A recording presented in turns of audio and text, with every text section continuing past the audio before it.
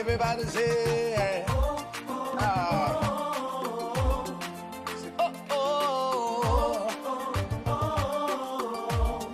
say, how can I express my gratitude for all the many things you've done for me? Words are not enough, to say thank you. Say, Lord, you are my everything. You're my everything. How can I express my gratitude? How can I express my gratitude for all the many things, you've Father, you done for me, yeah. Words are not enough to say thank you. Say, Lord, you are, you're my everything. Say, I call you Jireh. Lord, my provider. I call you Nisi. You are my battle. I call you Rapha. Hey. You are my healer. Say, Lord, you are. You're my everything. I call you Jireh. Lord, my provider. I call you Nisi. You are my battle. I call you Rapha. You are my healer. Say, Lord, you are. You're my everything. Uya matinyana. Uya matinyana. Uya matinyana. Oh, uya matinyana. Yeah, so uya matinyana. Uya matinyana. Yeah. Uya matinyana. Uya matinyana. Say, I call you Jireh. Say, I call you Jireh. Lord, my provider. I call you Nisi. You are my battle. I call you Rapha. Hey. You are my healer. Hello, lovely people and wonderful guests out there. It's another Saturday afternoon here with us on the Community TV, BWTV, and the program is Community and the Law. Pre-settled application after arriving in the UK, how to show continuous dependency as an EU child over 21 years is going to be in discussion this afternoon. And my guest, as usual, is coming from BWF Solicitors. BWF Solicitors 214-218 Tottenham High Road, Seven Sisters, North London.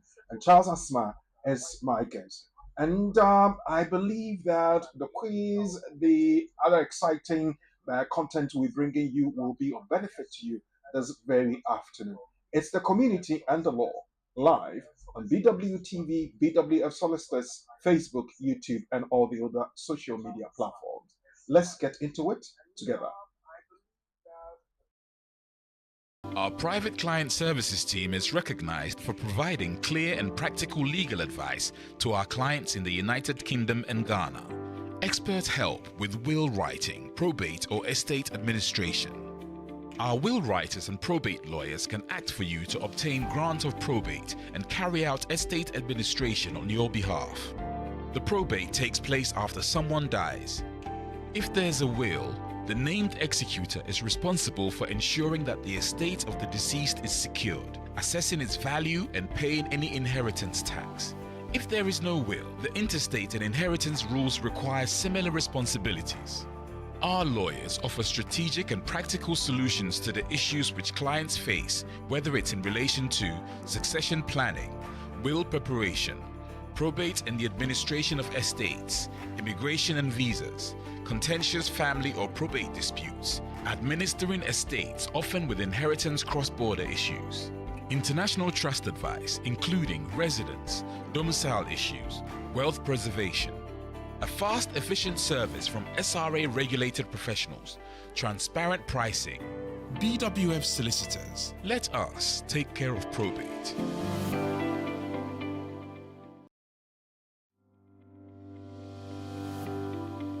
Welcome to BWF Solicitors, a trusted and experienced family law firm specializing in immigration and naturalization, as well as dispute resolution. Meet Bernard Owusu, our esteemed senior partner with over 30 years of experience and known for his expertise and dedication to serving our clients and the community. BWF Solicitors stand for integrity, respect, excellence, teamwork, diversity and inclusion, and service to the community. We provide tailored assistance across all areas of UK and Ghana law. At BWF Solicitors, every day is filled with dedication, creativity, and a commitment to finding the best solutions for our clients. Led by experienced senior partner Bernard Owusu, the team at BWF Solicitors is ready to assist you with your immigration, naturalization, dispute resolution, family law, new wills and probate, Ghana law and practice needs. We are dedicated to providing solutions to our clients' problems. You can find us at the 4th floor, Anna House, 214 to 218 High Road, Seven Sisters, London, N15 4NP. Main office line 0208 493 7340 or our emergency line 07712 761 884.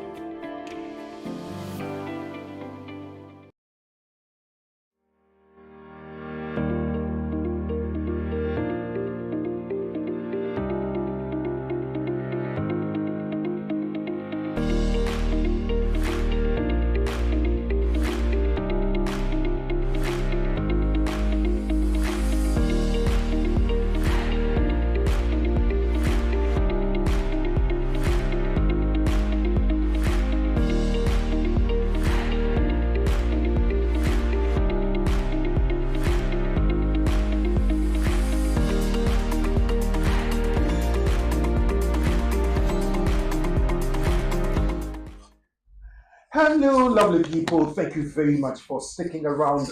It's another Saturday afternoon with us, and we're live on BWTV, bringing you the community and the law, the program that brings you the discussion in the area of law, especially when it comes to immigration matters. And we're doing this courtesy BWF Solicitors, our trusted partners when it comes to the law here in the UK. BWF Solicitors, they specialize in immigration matters. They can represent you in court and they will help you put in every application you can think of. Visit them Monday to Friday between 9:30 in the morning and 6 p.m. in the evening. BWF Solicitors, they are on the 4th floor of the Anna House, 214 to 218 Tottenham High Road, Seven Sisters, North London. You can call them on 0208 493 7340. The number again 0208 493 7340. You can find that at the bottom of your screen. And they have an office in Ghana where you can call them on 00233 55 589 5959. 00233 55 589 5959. For emergency situations, you call BWF Solicitors on 0044 77 12 76 1844. 077 126 61884. BWF Solicitors are trusted partners when it comes to the law, are supporting us, as I said earlier, on to bring you the community and the law. And this afternoon, I have one of the lawyers from BWF Solicitors to help us discuss the topic pre-settled application after arriving in the UK, how to show continuous dependency as an EU child who is over 21 years. Well, that has come up. Well, I have a dependent who is over 21 years. Can I still make dependency application for such a person? Today, I am sure the answer will be right forth with you, and you will be so relaxed and happy that you stayed with us on the program. Also, on the program this afternoon, I will be giving you some updates, which I'm going to even do up next. The Home Office has put out several updates as regards the immigration matters here in the UK. Now, this first one I'm putting out is about flexible working an amendment made to the Regulations 2023. The government has announced that the new flexible working regulations will come into effect on the 6th of April 2024, giving employees the right to request flexible working arrangements from day one of employment. When COVID came to live with us for a few years, we had to resort to hybrid working. Well, those arrangements seem to have come to stay. Is there a rule or a regulation or a law backing that? This update brought to you by BWF Solicitor says that government has announced that the new flexible working regulations will come into effect from the 6th of April 2024, giving employees the right to request flexible working arrangements from day one of employment. We will be asking Lawyer Charles Asma to help us unravel that and look at that. Another one that came close to the end of the week is the Supreme Court ruling that says that insurers should pay victims' car hire losses. Now, once it's been proven that the defendant has committed a wrong that has caused loss to the claimant, it is fair to place the onus on the wrongdoer to show a good reason why the wrongdoer should not be liable to compensate the victim for the full extent of the loss caused. This is a case that's being ruled or given a ruling on by the Supreme Court. The case is the Amstead versus Royal and Sun Alliance Insurance Company Limited. This is a UK Supreme Court ruling, and I will start off with that and go to Lawyer Charles Osma. First to say good afternoon and welcome to him. Lawyer Charles Osma, thank you very much for your time. Good afternoon. Good afternoon, We're happy to have you here and grateful to BWF Solicitors all the time, giving us the chance to come your way to find out what there is and also increase our knowledge. Thank you so very much. You're welcome. Right. Now, the update I put out, the first one about the Supreme Court ruling that says that once it's proving that defendant has committed a wrongdoing and has caused a loss to the claimant, it is fair to place the onus on the wrongdoer to show a good reason why the wrongdoer should not be liable to compensate the victim for the full extent of the loss caused. I know there must be a background to this. And what does the ruling actually say? Is it saying that when somebody hits me and the insurers put the claim out, the person that hit my car should pay the full amount? Is that what it is saying? Right. So we have three parties to the equation. Right. We have the insurance company, the third party. Mm-hmm. We have the victim, the party to the litigation or the issue. And we have the wrongdoer or the perpetrator. Mm-hmm. The wrongdoer will usually be possibly the person driving the car. Okay. Who possibly has caused the accident. Mm-hmm. The passenger sitting in the car might have hurt or damaged the body or part of the body or suffered some form of injury. Okay. Now, what it means is that the wrongdoer is there. The victim is the one who has suffered the loss. Okay. Third party is sitting somewhere. When it comes to car hires, you know that, for example, we have a rent a car, we have this, we have that. So when you hire a car, you have to take a day's insurance or a period of insurance to cover that. And it can be that you take third-party insurance or take comprehensive insurance, or you take, usually the least you can have is the third party. That's right, yeah. So the third party means the wrongdoer, no, the victim will be protected. Comprehensive is for everybody. Okay. Now let's assume that depending on the circumstance, the insurance company says that, well, certain criteria are not met, and therefore the victim cannot be compensated. Okay.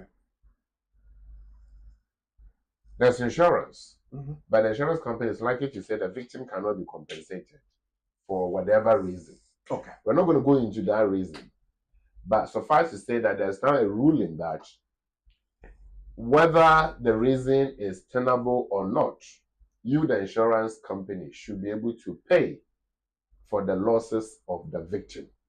Okay. Provided that wrongdoer has an arrangement with you. So it means that the wrongdoer's insurance company should compensate the victim of for the wrongdoing. wrongdoing. Exactly. Okay. So there are three parties. The insurance company sitting somewhere overseeing the activity of the wrongdoer, the driver, and the victim could be anybody else, including the driver's family members, friends, or whoever.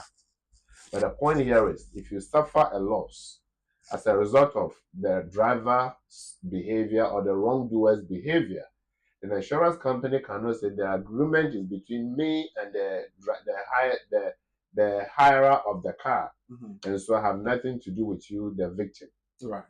The ruling from the Supreme Court now says that insurance companies have a duty to pay for the losses of such victims. Right. So, as is being put on there, once it's been proven that the defendant has committed a wrong. So, lawyer, then there must be that admission that the wrong has been committed. So, there is law of tort. Law of tort is to do with behavior towards each other, one another. So, within the law of tort, we have to establish that there has been an action by somebody, and that action has caused damage to another. So what have I got towards my brother? If you go into the Bible, it will tell you, or the Quran, to tell you, be your brother's keeper. Within the law of tort, what the law of tort says that we must have a duty towards each other, duty of care. So the duty of care is the be your brother's keeper concept. Now, with the duty of care, you have to make sure that you keep to that duty. And if you breach that duty of care towards your neighbor, then you are liable. But we have to establish that there is a causation between that breach, that duty, and the breach. Of course, the damage that has been caused was as a result of breaching that duty. So if I don't have any duty towards you, so the question here, if we link it to the insurance company, the car hire analogy, the wrongdoer or the driver has a duty toward the people in the car. The insurance company has a duty to compensate for whatever happens as a result of the wrongdoer's behavior. Regardless of the terms of the insurance or the hiring arrangement, Supreme Court has ruled that if it is proven, that means we have to prove that there has been wrongdoing, and as a result of the wrongdoer's actions, it has caused the damage to the victim. If we cannot establish that causation and the link, if the link is too remote, so there's also consequence. And therefore, the link should be directly related to the action. Then we can say, because of this has happened, and I'm a victim of that, and so I should be compensated by the wrongdoer's insurance company. Now let's pick up the other update we had earlier in the week. Government has announced a new flexible regulation, working regulation, so to speak, will come into effect on April 6, 2024, giving employees the right to request a flexible working arrangement from day one of employment. What would you tell us about this one as well? Right, so this is good news for employees, because hitherto it is there that if you're an employee, in the course of your employment, you can seek flexible working arrangement in the course, that is during your employment period. Could be after 1 year, after 10 years, after that is when your circumstances have changed. Not from day one. Not from day one. But the law now is that from the 6th of April 2024, it will be from day one. And day one is when your contract starts. So you've signed your contract, you've been offered a job, you've accepted the job, we've sealed the agreement, and you started. That is your day one. From that time, you can tell your employer that I need flexible working arrangement. But you must give a reason. And the reason can span from personal to family to anything. But it has to be tenable. And it has to be proven as well, isn't it? Well, but of course, if you have a reason, you are going to, if I need flexible arrangement for steady reasons, I should show that I have this. But what the law says is that if you request flexible working hour from day one, it must be given. The law doesn't place a duty on the employee to prove to the employer that that is necessary.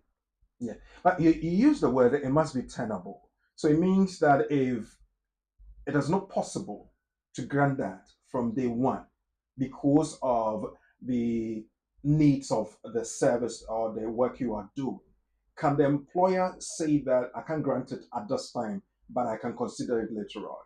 But that would be a different conversation between the employer and the employee. Okay. Yeah, so such side conversations can take place. Right. But within the spectrum of the law says that if the employee from day one seeks flexible working arrangement, it must be granted. Now, what is flexible working arrangement? Might be the person will say, I want to work from home and come to the physical location at some point. So flexible. Or I want to do it this way and that way. That's flexible. There's also part-time arrangement. Okay. Part-time is different from flexible arrangement. Yeah. So flexible here is that it's not so rigid to the effect that you have to go by this way. Where the person's circumstance suggests, then there could be flexible arrangement. For example, the person needs time for childcare. For example, the person can say, okay, right, I have to work 8 hours a day or 7 hours a day. Now, what I'm going to do is to compress that so that I come in earlier than 9 and finish before 5 or 4. I still do my hours. Okay. Or instead of, so 5 days, I compress everything into 3 days, provided I make up my hours in the course of for the week. So these are all flexible working arrangements. And it's something that once the employee requests, the employer has to have a conversation and look at the best way to help them, the business of the employer, at the same time help the needs of the employee. But the employer, unfortunately, cannot say no. All right. So if you just joined us, we just have had the discussion on the updates that came earlier in the week. The first one is about flexible working regulations, which will come into effect from the 6th of April 2024. And it gives employees the right to request flexible working arrangements from day one of employment. The other one is about insurance, especially car insurance. And once it's been proven that the defendant has committed a wrong that has caused loss to the claimant, it is fair to place the onus on the wrongdoer to show a good reason why the wrongdoer should not be liable to compensate the victim for the full extent of the law cost. And this was given to us earlier in the week by BWF solicitors, I should say. BWF solicitors, apart from these community updates, have nuggets for us, bits that we can add to our volume of knowledge. Now, it talked about the update and it's talking about flexible working. What is flexible working? We can refer to flexible working patterns or hours, including part-time, flexi-time, term time, compressed hours, and adjusted time, start and finish times, as Lawyer was explaining earlier, or as well as location, for example, working from home. All employees can ask their employers to flexible time if they have worked for the employer for 26 weeks and the employer has a legal duty to consider that request and provide you with a response. Refusal may amount to discrimination. Now, this came out earlier in the week. That getting to the end of the week, I think it was yesterday or thereabout, then the ruling came that people can ask for flexible working conditions and situations from day one of employment. Now, earlier on it was from 26 weeks. Now it says no, it doesn't have to be 26 weeks, but it could be from day one of employment. Lawyer, am I right? Okay. So, and it's a very important point. We have to juxtapose the two. This is a 2019 ruling, the case of Thompson and Scan Crown Limited, 2019 ruling, that for you to have the right to seek flexible working arrangement, you should have worked for the employer for at least 26 weeks. Right. So the test will be, how many weeks of work have you done for me? If it's 26 or more, let's have a conversation. If it is less than that, you don't have the right to even open the conversation. Right. Full stop. Right. 2024, 2023, case law now says that that is not good enough. And therefore, the world is evolving, things have changed. COVID has brought a whole new dimension to work and life balance. And therefore, right from day one, you must have a conversation with the employee if they seek to have flexible working arrangements. Before we go on, something that struck me. If an organization has its own policy to say that we have flexible working arrangements in place, some may say you must come to the physical premises at least 40% of your working time in the week. Is that not flexible enough to say that if you ask for further arrangements, I will not agree? Let's go back to, please take us back to the prior case, the 2019 case. What constitutes flexible working pattern or arrangement? One, part-time. Yeah. So it might be that the person was doing full-time, just that 40 on, 60 remote, or vice versa. It's still 100%.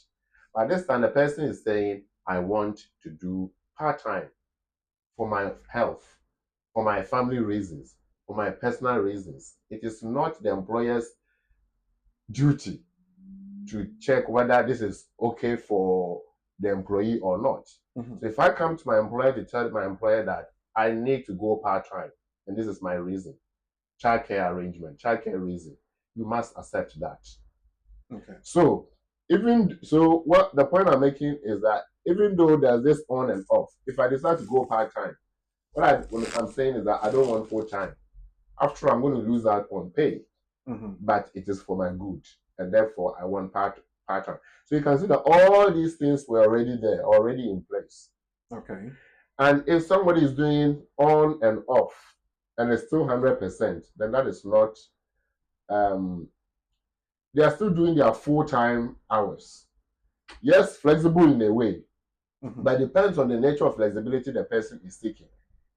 And the nature of flexibility the person is seeking is not what they already have it, and it is within the scope of the law, then you must grant it. Okay. It's the community and the law, brought to you by BWF Solicitors. We live on Facebook, BWF Solicitors, live on YouTube, BWF Solicitors, and live on BWTV, both on Facebook and YouTube.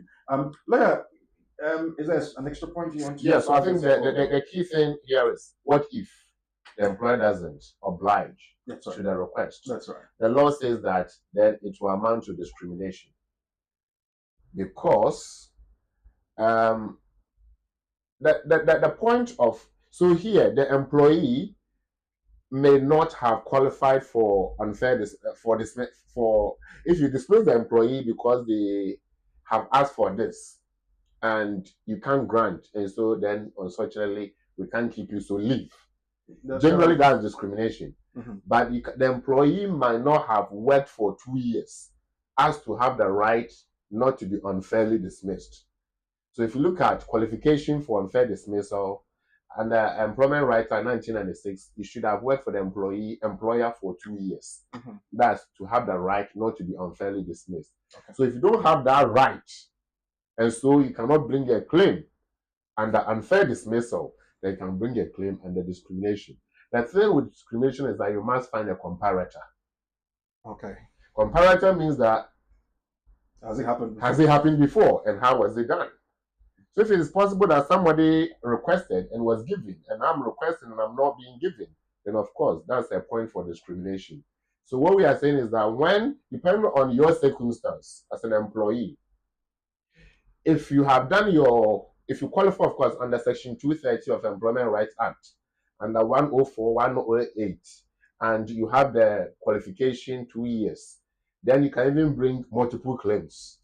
Unfair dismissal, if you are dismissed as a result of that request, and you saying that, well, if you're not giving it to me, then I'm going, or I can't, then or you say, if you okay, we won't give it to you, you must stay, and as a result of that, if not, then you are out. You are out would then trigger dismissal. Okay. But the question is whether that dismissal is fair or within the Employment Rights Act and within case law. If the employee does not have the right for that, then the employee can go for discrimination claim. If the employee has the right for that, the employee can go for that and still go for discrimination claim. There could be multiple claims. So employers are now put on notice that refusal may, the word is may, and that's why may means that it is not always the case that it will lead to discrimination.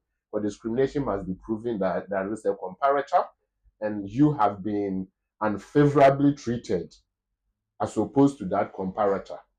If there's no comparator and there's no establishment of the fact that you have been unfavorably treated, then there cannot be discrimination. So the discrimination has high thresholds. So if you can't prove discrimination and you cannot also qualify for unfair dismissal, then unfortunately as an employee, you do not have any rights.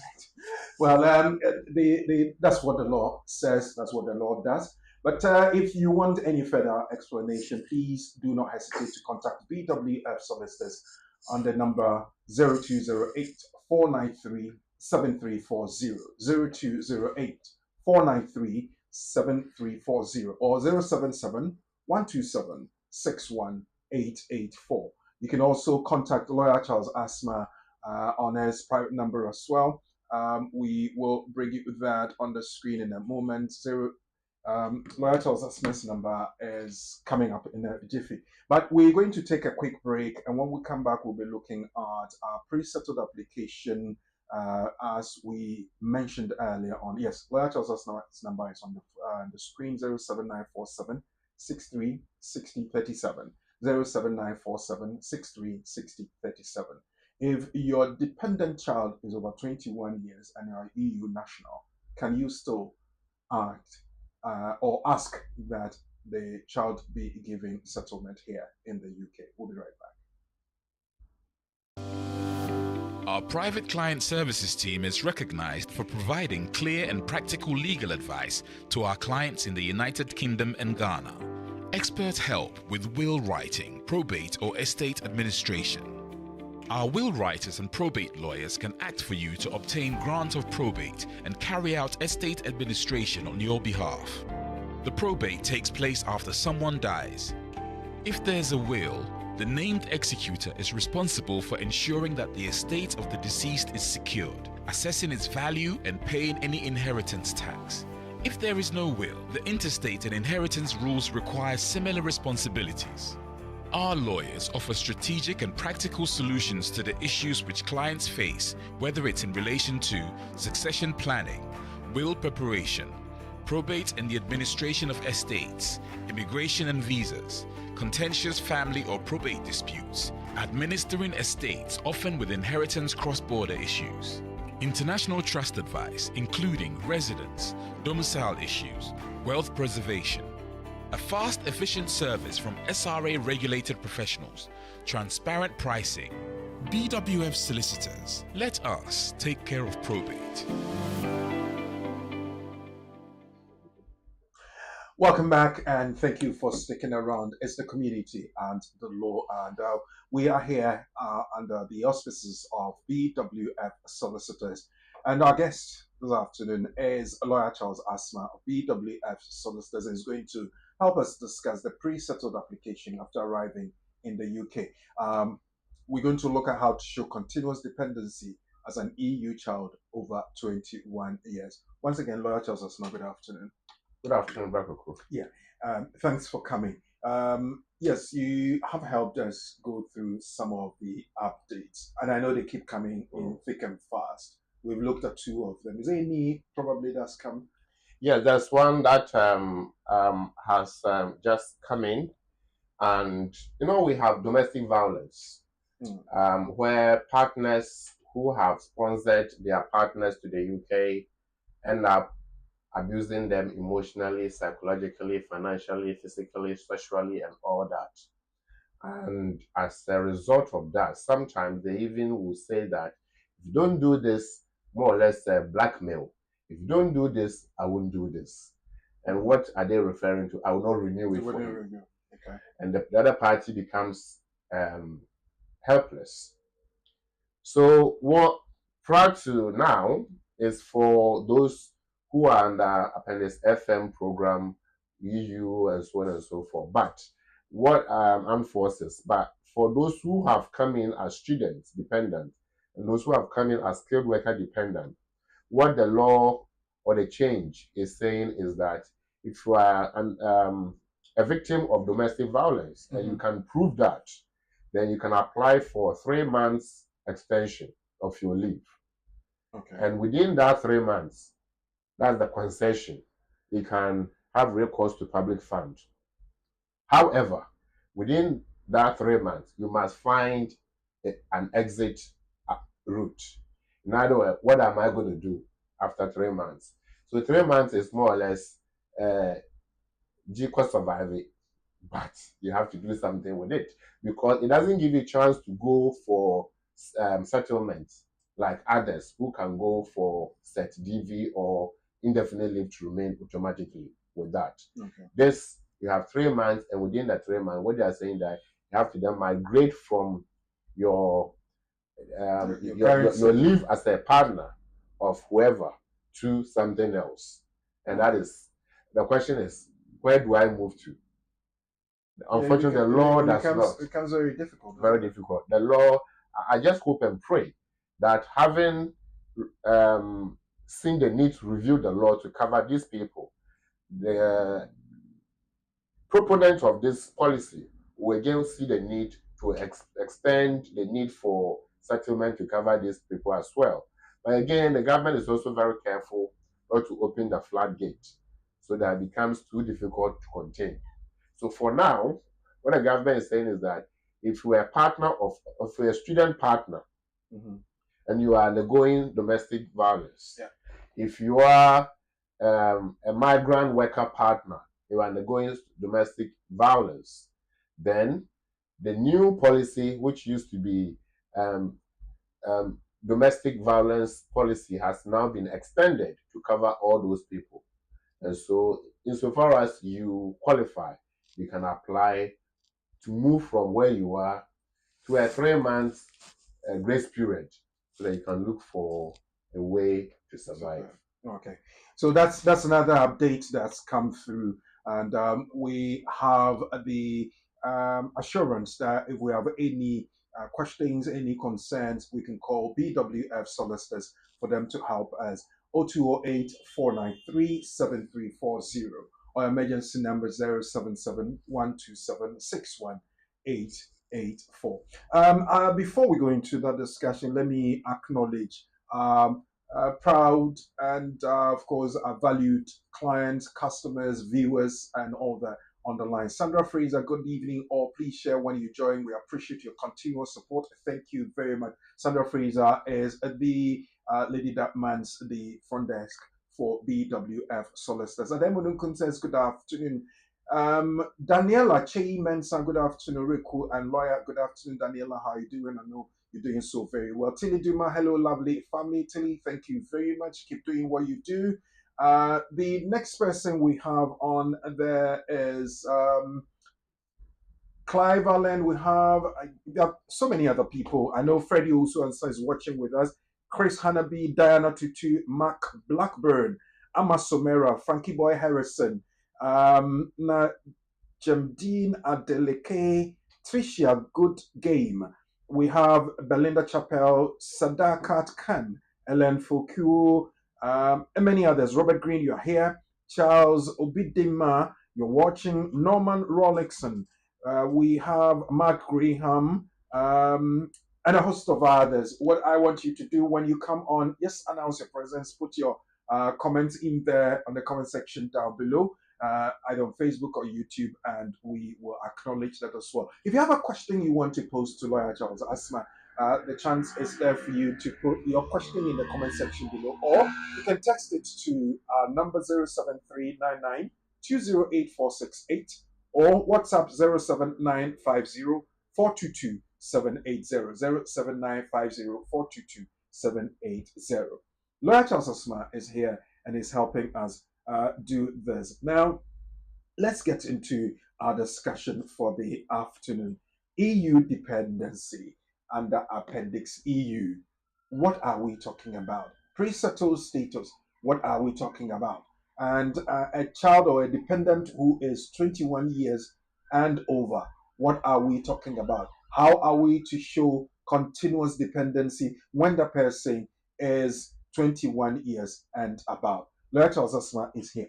Lawyer Osasma, let's talk about EU dependency. What are we referring to in the first place? Right, so EU dependency, viewers and listeners, once again, good afternoon. Pleasure to come your way once more. Wherever you are watching us or listening to us from, we bring you the joy of empowerment. Today's empowerment has to do with Appendix EU applications, which is EUSS applications for those who have been granted visa to enter the UK.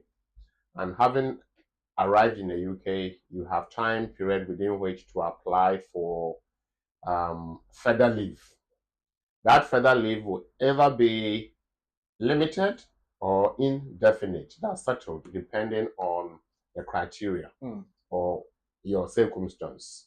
So if you look at Appendix EU, you look at paragraph EU2 capital A, it will tell you that if you make an application for leave to remain under EU, under Appendix EU, as a joining family member of a relevant EU national.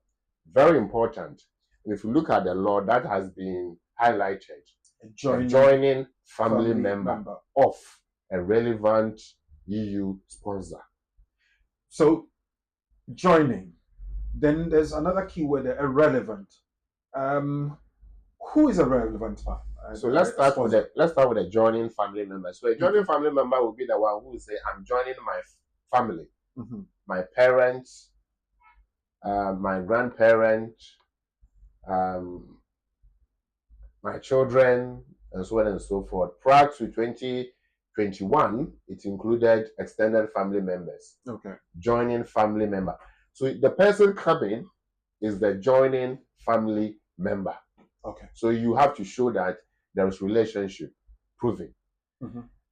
It doesn't end there. The person who is sponsoring you must be a relevant EU national sponsor or relevant sponsor. Who is a relevant sponsor? A relevant sponsor within the EU context is somebody who has accepted and enrolled under the EU settlement scheme within the Withdrawal Agreement 2020. So if somebody lived in the UK from EU and they said that all those who want to remain in the UK must regularize by enrolling into the EU settlement scheme, and the person chose not to do it, then they cannot sponsor family members because they are not relevant EU nationals. So can I say that a relevant EU sponsor is a person who has undertaken the EUSS regulation and has registered under the scheme and has been granted either pre-settled or settled. Okay. So the key thing is, do you have your pre-settled or settled as a sponsor? Okay. If you don't have it, on what basis did you sponsor somebody? Or if you don't have it, then technically you don't have to be in the UK anyway. You are a visitor. Okay. But of course, we know case law says that whether they did it or not, it is not the point. It is the reliance on the expectation under the treaty that matters. And the reliance was that once I come into a member state from another EU member state, I have all my rights as though I'm living in my original country. Okay. So whether I did it or not, you cannot punish me for that. And that's why there are people are giving 2.5. But that is for you.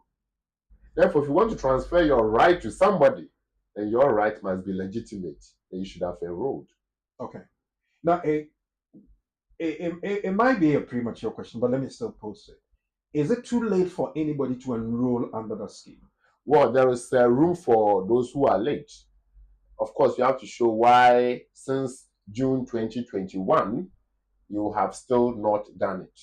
And if your reasons are acceptable, so they have a list of things that they will look at. You have to back it with evidence. So yes, it is still fine, quote unquote, to apply, provided you can justify your While lateness. Okay. Now, you mentioned, you've explained relevance. We've explained who is joining. But then there are two things that you mentioned that I would want us to take a critical look at: settled and pre-settled. What is the difference? Right. So, thank you. So we have EU paragraph EU 11, appendix EU paragraph EU 11, which says that if the person qualifies, they must be given indefinite leave to remain. That's settled status. And who is that? Somebody who has lived in the UK for 5 years. Okay. Or somebody who is a child and their sponsor is already granted indefinite, and so they must be granted indefinite, even though it is debatable now, because the Secretary of State has now taken a different position, that it cannot be a blanket approach of giving those children indefinite. But we are still fighting that out anyway. But the point for this discussion is that EU 11, paragraph EU 11 of Appendix EU to the Immigration Rules deals with indefinite leave to remain, otherwise known as settled status. Paragraph EU 14 deals with pre-settled status, which is 5-year span of limited leave to remain. So if you don't qualify for indefinite or settled, you'll be granted pre-settled. And who are those? People who have not lived in the UK for 5 years at the time of their application, or they have not lived with their spouse, if it's a spousal application and the EU provisions, for 5 years. In this case, you will be granted pre-settled, which is the limited leave to remain. I saw somebody's biometric card, and it said indefinite leave to enter. Then I was confused. There's an EU person coming in and was given limited leave to enter. But we often hear limited leave to remain. What's the difference? All right. Did you see a card or you saw the Vignette? It was a card. Card. All right. Yeah. Okay. So, if the person was granted a card from abroad, usually the person will be given the Vignette or the visa. That is leave to enter. Okay. If you are given the card from abroad, and because you are entering, it is leave to enter. If you're already in and you want to remain, leave to remain. And these are just semantics. Okay. So if I have leave to enter, when I enter, do I have to apply for leave to remain? So the rule is that once you apply under Appendix EU, SS Family Permit, and you are successful, you will be given 6 months leave to enter. Okay. In your passport.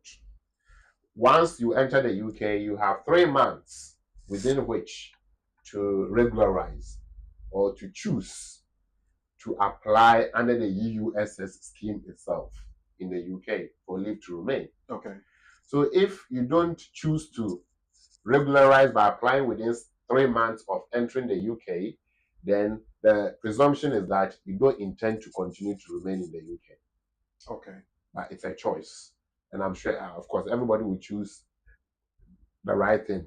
So let's say that because the person has been given 6 months, when they come in, they have to apply for either 5 years or indefinite, depending on their circumstance. But today's conversation is going to take us into whether they have to show they have to meet some conditions. And there are some conditions to be met.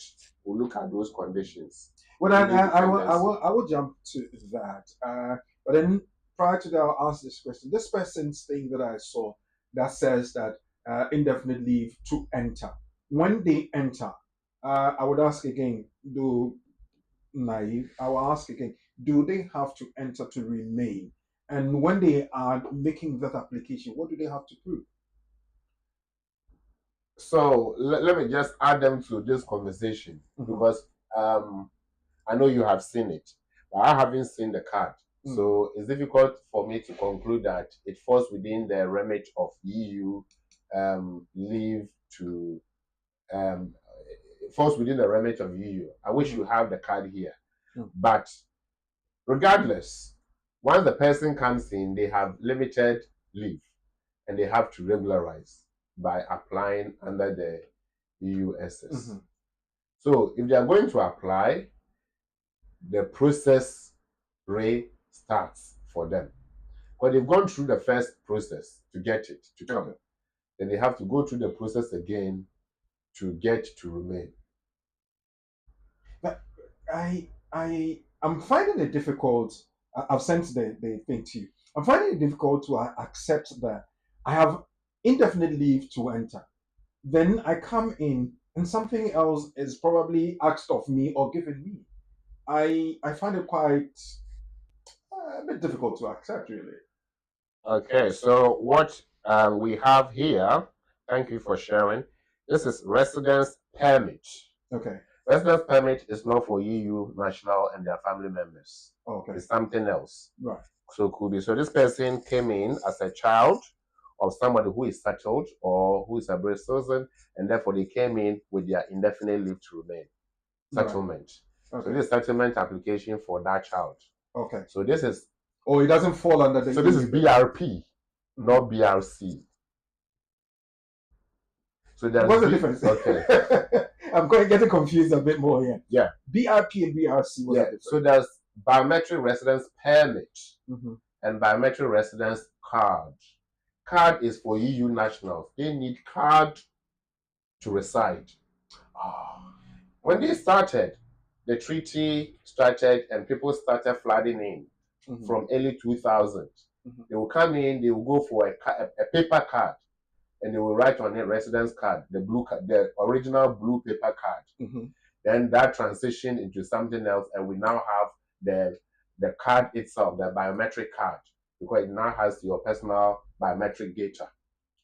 All EU nationals, family members, because the nationals themselves don't get a card. They have only their passport and their paper of permit. Okay. But their family members have residence cards. Okay. The other individuals who also have residence card are asylum seekers who are given ARC, application residence card. But if you are not under asylum or you are not under EU, then you have residence permit, biometric residence permit. So BRP for everybody, BRC for EU. Okay. So if you look at your card and it is BRC residence card, that means yes, you are under EU. Okay. Yeah. All right. Now, this application that people have to make, they've come in, they have to reapply. Do they have to prove dependency? Because they have the card, they have come in, they've been given whether limited leave to remain or whatever it is under the EU scheme. Why do they have to prove dependency again? So yes, you are right. So having arrived, the law is that you must still show that you meet the rules. It's a bit undermining. It appears that those who allowed you to come in made a mistake. But what they are saying is that part is over. So you are now at part 2. Okay. Once you get to stage 2 or part 2, you still have to follow through the process. Okay. So you still have to show that you are you meet the relationship requirement. You are a joining family member. You have to show birth certificate or DNA. And if it is triangulated, where you are a step of a EU national, that's the triangulation. In this case, there should be marriage certificate between the EU adults themselves, the EU adults and the non-EU adults. Then there will be birth certificate between that non-EU adult and the child who is the stepchild of this EU adult. Okay. So that's the triangulation for relationship. We now have to prove that you depend on this person. Because if you don't depend on that person, then you don't really need them. What's the whole essence? So under Annex 1, there are the key definitions and talks about dependency, talks about dependent family members, talks about dependent partners, and so on and so forth. But we're not going to go into that a lot. I'll just paraphrase them as we go along. Right. So we've touched on EU 2 capital A. We've touched on EU 9. Now, we've touched on EU 11. We've touched on EU 14. If you look at next one definitions, it talks about dependency, that the person depends on that relevant EU sponsor to meet his or her essential living needs. And without them, they cannot survive. Where they are. Well, they cannot survive, generally. Okay. That means if they cannot survive where they are, they will be sending them money. So before they came in, they will show money transfer. They will show that accommodation is paid for by this relevant EU so the sponsor. tenancy would be tenancy agreement paid for. There will be a lot of evidence to suggest that this person meets their needs. But dependency is very broad. And we are looking at depending on them for your essential living needs, including financial needs, emotional needs, psychological needs, and even spiritual needs. But the spiritual bit is not touched. But suffice to say, so what we are saying here is that if you are proving dependency, it's not enough just to touch on the money. It is equally important that you look at all the other aspects, including emotional needs. So the person did all that and they came in with a visa. Yeah. Now they are going to apply for pre-settled under EU 14 or settled under EU 11, depending on their circumstance. And now they have to prove dependency all over again. Yes, because we are talking about children under over 21, they will not even qualify under EU 11. It will purely be EU 14 because they are adults. Okay. And they haven't lived in the UK for 5 years. So that. Now, they have to show that they continue to depend on this EU national. Yeah. Because it's possible that having arrived in the UK, you don't depend on a person anymore. Having arrived in the UK, you found a job good enough to live independent life. You depend on the person? Maybe no. Having arrived in the UK, you live elsewhere, and your sponsor lives elsewhere. You depend on them? Maybe no. So how do you prove that you still depend on them? And that is the conversation for this afternoon. Because it's now the case that a lot of people are getting refused because even though they come in, once they reapply, they are refused if they are over 21.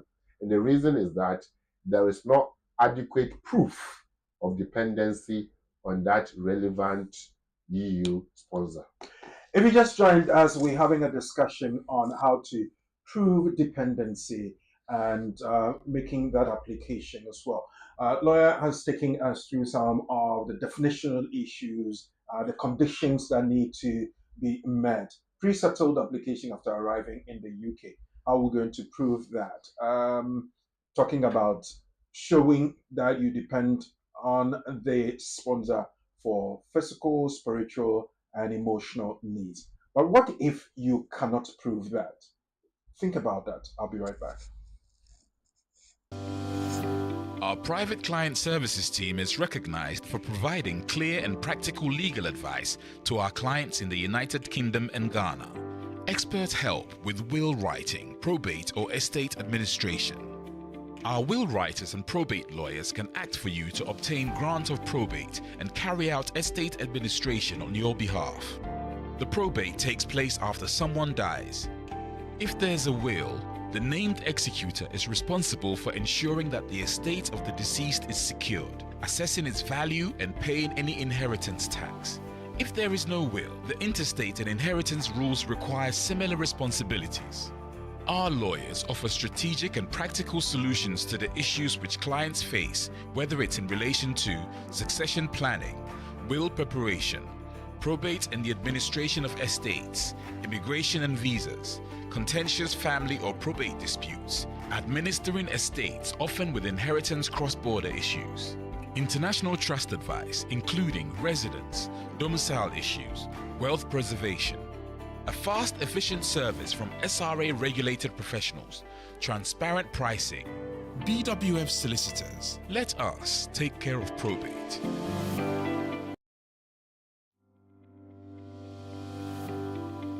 Welcome to BWF Solicitors, a trusted and experienced family law firm specializing in immigration and naturalization, as well as dispute resolution.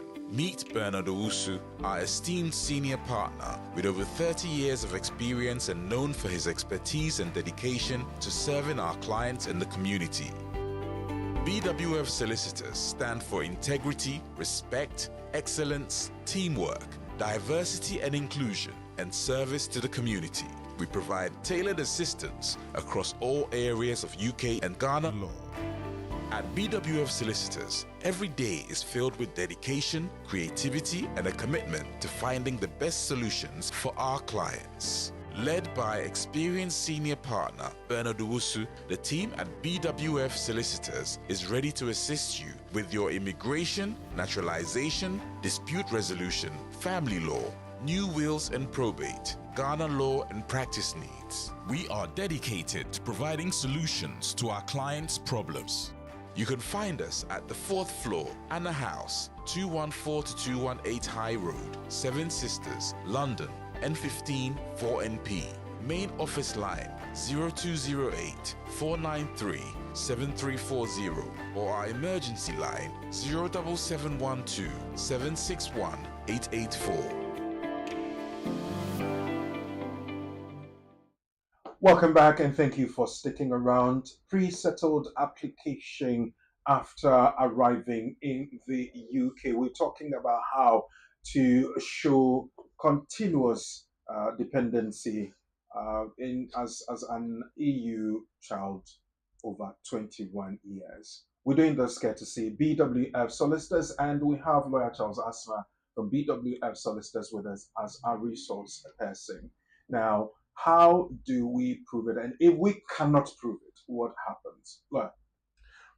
Thank you very much. So viewers and listeners, let me refer you to paragraph EU4 of Appendix EU, and that is very important because that's the default position. Mm-hmm. So it says that where a person has been granted limited leave to enter or limited or remain under the appendix, more or less, if you were given 6 months to enter or you were given some to stay in the UK, Mm-hmm. they must continue to meet the eligibility requirement for that leave, which they met at the date of first application. Okay. So yes, you've done first application, you met. If you are doing another application under the same rules, you must meet again. Mm-hmm. And it goes on to say that, except for which related to their dependency as a child, parent, or dependent relative. Of course, there are instances where some children may not necessarily have to meet anything. All they have to show is the relationship. Mm-hmm. So children under 21. But we have now established that the guidance that the Home Office put out has made it difficult for children under 21 to be granted indefinite based on their parents or grandparents indefinite right away. Mm-hmm. So the main thing for us is that if you met the conditions and came, you have to meet the conditions again to remain. All of them. All of them. So if you had to meet the condition of dependency and you came as an adult dependent child, Mm-hmm. you must show that you continue to meet that. And we're going to go through the conversation. Okay, so 3 months ago, I met the conditions. I've come in. I have 3 months within which to regularize and make sure that I have satisfied everything. Now, within your 3 months, I couldn't meet, if there are 5 criteria, I could meet just about 3 of them. What happens to me? Right. So I think the question would be, how do I prove this dependency? Mm-hmm. Before we look at what happens if I don't. So dependency, we know that you depend on this person for your livelihood, accommodation, support, guidance, maintenance, and everything else. When they were away, Mm-hmm. you were able to prove that you sent them money. Yeah. And you provided remittance receipts. Mm-hmm. They are now in. or the person is now in. I'm not remitting again. You cannot do money transfer. So how will you prove that you still give them money? So they have opened bank accounts, because once they come in, they'll be able to open a bank account. Okay. So they've opened bank account. It must be done within the first 3 months. It's possible, because some do get account open within the first 3 months they've entered. Okay. Apply for NI and all that. So you have bank account. Instead of transferring the money to them abroad, all you do is transfer the money into their bank account. In the UK. But that's what you were doing. So why have you stopped? Or maybe they don't have bank accounts. So what do? You give them cash. But how do you prove that you give them cash? So it's important that account is open, because there are so many accounts available even online. And once you have the account opened, every week you send money to them for their upkeep, for grooming, for this, for that, for their telephone, for this, for that. Yes, that's evidence. But that's what you were doing. This time you are not using money transfer, but you are using bank transfer in the UK. In the UK. So from your bank statement to your bank account to the child's bank account. And it could be evidenced on your bank statement. Of course, it will be there. From now, the law or the rule says that dependent on the relevant sponsor or their spouse. Okay. What it means is, if the EU sponsor is not the one giving you what you need, of course, they are married. So this is your stepmother living with your father. If your father is the one taking care of your stepmother and you, then your father will be transferring money to you, or your stepmother will be transferring money to you. If it is your father transferring money to you, it doesn't change anything, because the law says dependent on the EU national sponsor or their spouse, which is either your father or your mother, if you are a stepchild. Now, so the bank statement is very important. If you're not able to provide a bank statement, and you're only saying that they buy the food and yes, they feed me, but how? Yes, it is true, but that is verbal. How do you prove it? Because you saw the need to prove by showing money transfer, even though they were buying the food.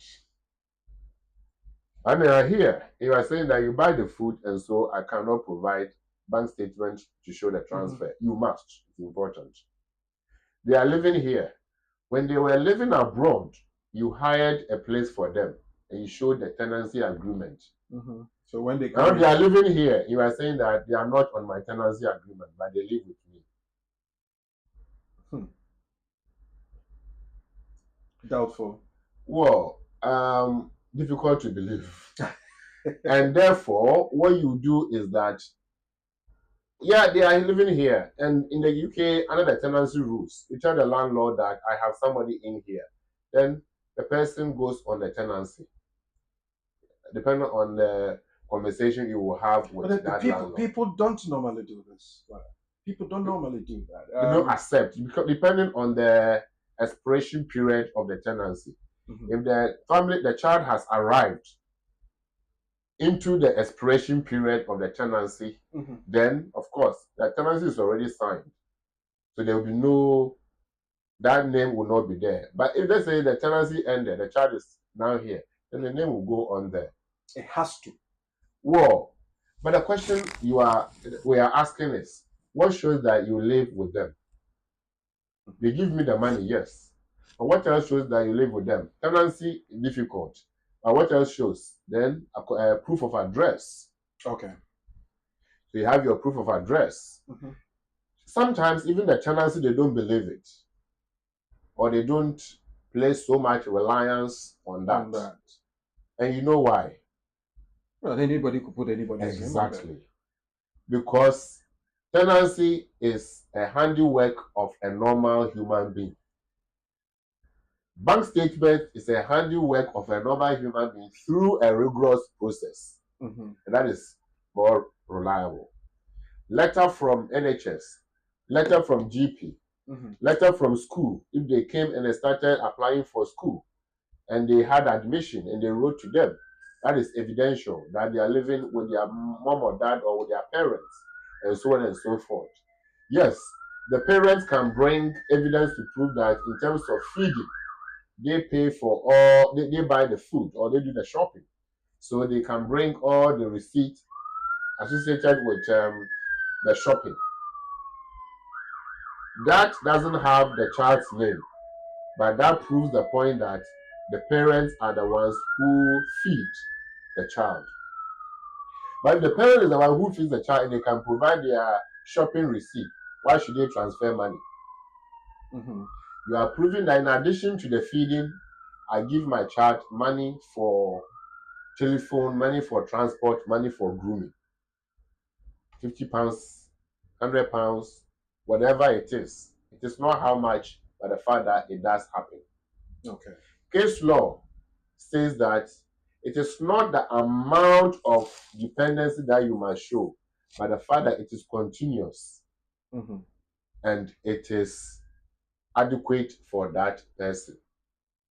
So what is adequate for you will be different, but so it is what is necessary. The next question I was going to ask is then how much evidence do I have to prove to show that this person depends on me? Is there a prescribed amount? The more the better. But what we are saying is that you have shown that they live with you. So guidance and support you provide for them. You have shown that you give them the financial support still. You've shown that you provide accommodation still, a shelter, clothing. You've provided that you give them money and that's what they use for the clothing. You've even provided that you order clothing online and it comes into to them at that address, paid for by you, but in the name of the child.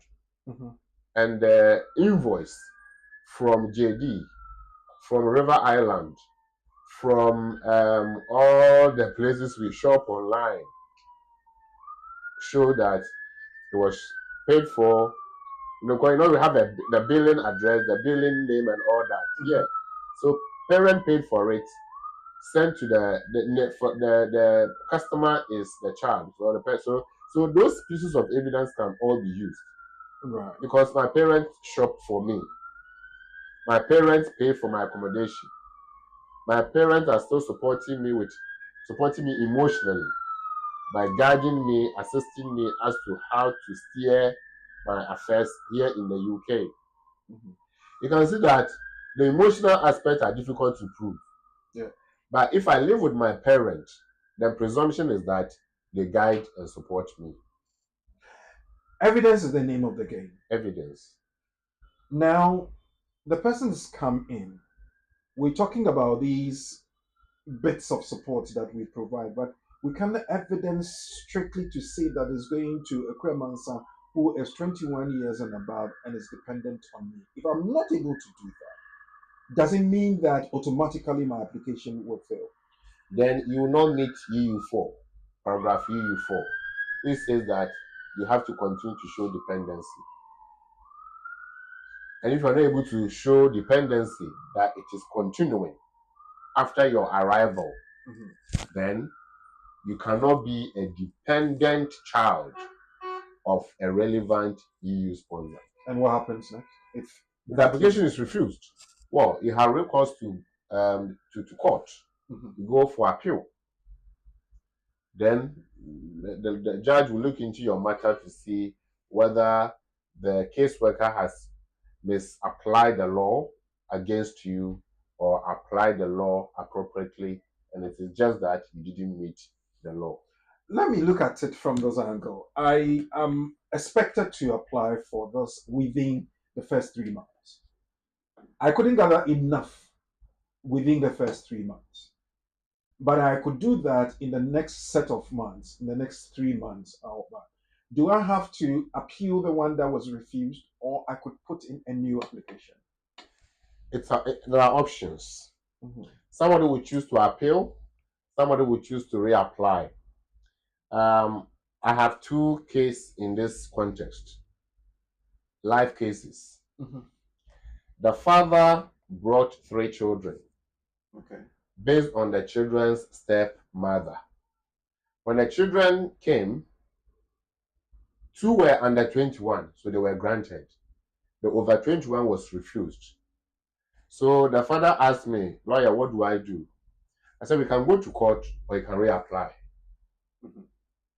So the man said, then let's reapply. If it doesn't work, then we'll go to court. We reapplied and it went. End of matter. Okay. There's another one. The same 3 kids. 1 was granted because it was under 21. 2 over 21 were refused. And the option the father chose was court. So we are pursuing the matter in court. So to answer your question, it's possible to reapply and you get it, end of story. Or you reapply, you don't get it, then at least you just know that then I have to just go and fight it out in court. How much does it cost to make this application? All EU applications are free because under EU law, there should be free movement of goods and services and persons. And here we're talking about movement of persons. And so that is why every EU application is free because it's enshrined in the EU treaty and transposed into the withdrawal agreement.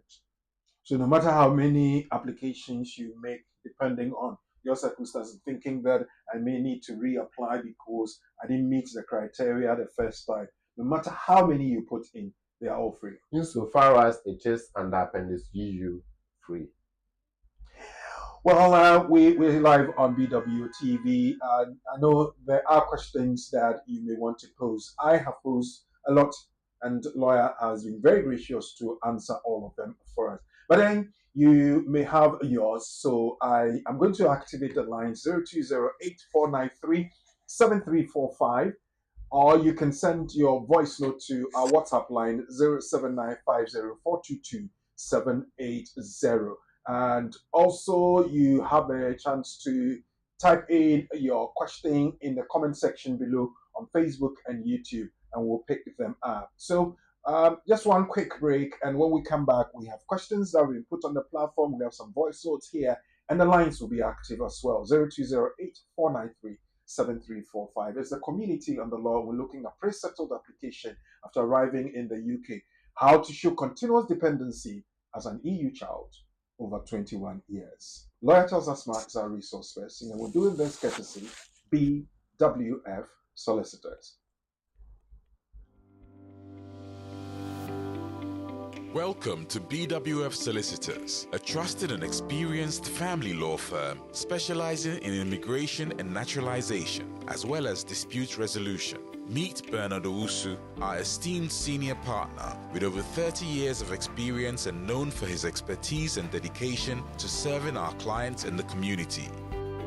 BWF Solicitors stand for integrity, respect, excellence, teamwork, diversity and inclusion, and service to the community. We provide tailored assistance across all areas of UK and Ghana law. At BWF Solicitors, every day is filled with dedication, creativity, and a commitment to finding the best solutions for our clients. Led by experienced senior partner Bernard Owusu, the team at BWF Solicitors is ready to assist you with your immigration, naturalization, dispute resolution, family law, new wills and probate, Ghana law and practice needs. We are dedicated to providing solutions to our clients' problems. You can find us at the 4th floor, Anna House, 214-218 High Road, Seven Sisters, London, N15 4NP. Main office line 0208-493-7340 or our emergency line 07712-761-884. Thank you very much, and I appreciate what it is that you are doing. Sharing, staying, commenting, liking the page, and also contributing to the conversation. We go into the interactive segment where you have your questions posed to Lawyer Charles Asma, and I tell you, he's so gracious. He will be answering all of them. I have a voice note that starts. That's going to be the first bit that we're going to put on there. Hold on. My question. Oops. Let's pick it up again. Pacho, my question here, says it's young, say, me indefinite. I'm the sanka, me kofa, ebi ame mo bi, but ame mo bi, and I'm going to remember say me kofa biba. How is the process like? How Lawyer, this how is the process like? let's see if we can let's start again. Pacho, my question here, says it's young, say, me indefinite. I'm the sanka, me kofa, ebi ame mo bi, but ame mo bi, and I'm going to remember say me kofa biba. How is the process like? How am I going to do it? As me were indefinite, can I invite someone? You know what? I must be say be me were dance. I make my phobia na. Say be anka me din work council tax so gas and electric. Now me my juma. I've got income. I've got a statement.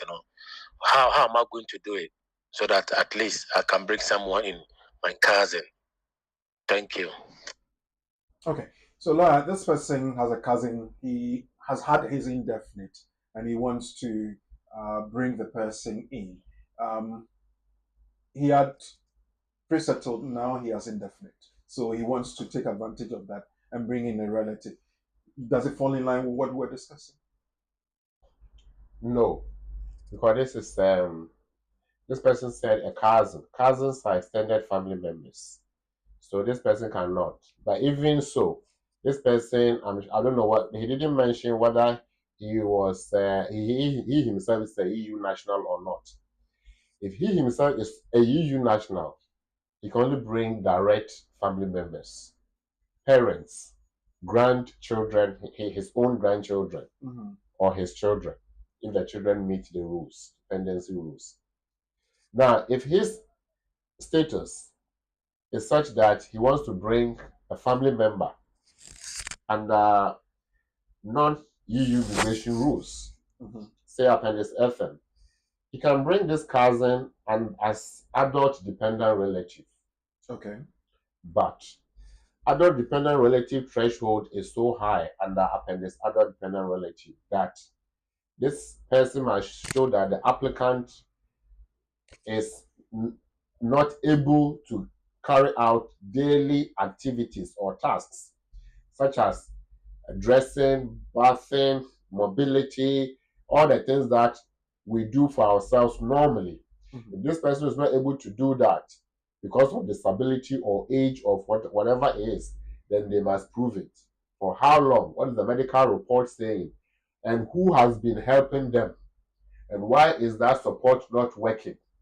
And why can't they go and do it themselves? And if the person comes, who will be doing it while they are busy working? So that is the threshold for if he chooses the adult dependent relative route. Otherwise, he can invite this family member to visit, but visit is visit. You only come in, visit, and go back, not to stay. This family member can also come in to study, so they have to apply for admission to come and study. Then they can go for the visa, then they come in as students.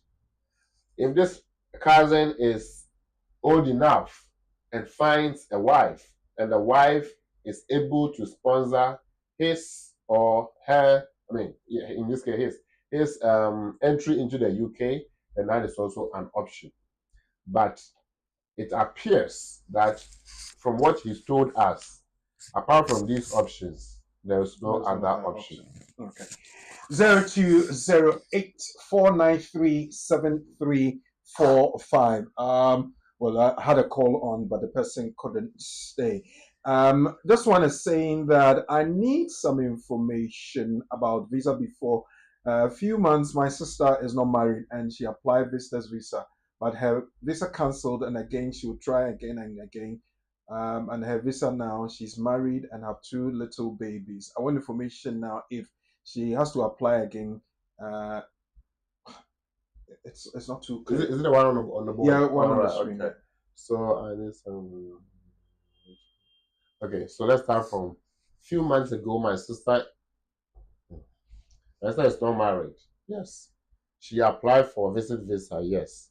She was visit visa was cancelled. I don't know whether she got to the UK was cancelled. We don't know, or what was cancelled before she arrived. We don't know. So that is, we need further information. Let this person call if they can, or call our line later on after the program, because the pieces are not properly pinned together as to be able to respond to that. So you can call in 0208-493-7345. But the person that give us that previous one, you can call the office number 0208-493-7345.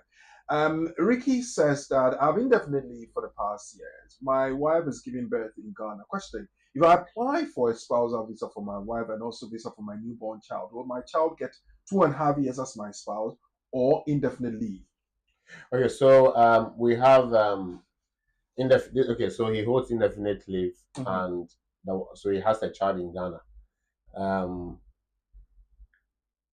If I apply for, if I apply spouse visa for my wife, please bring it back, and also visa for my new child, will my child get 2.5 or indefinite?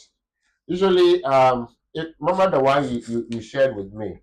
It says settlement, indefinite leave to remain, adjoining family member. So, if depending on the nature of the application the person makes, the person will be granted 2.5 to come in and continue, or indefinite. Now, this person is going to apply for the wife, so that so a spousal application. The spouse will be given 2.5, and after that 2.5, 5 years, then she will progress.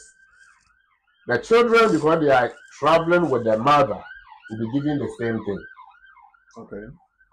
Unless, of course, this person claims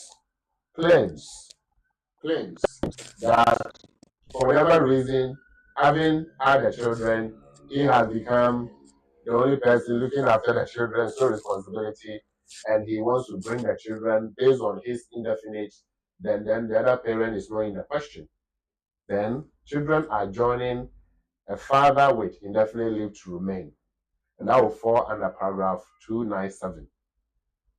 Point. Then there will be instances, so it depends on how, but in this case, we say let them all come together, they will all be given 2.5, then they will progress to the school.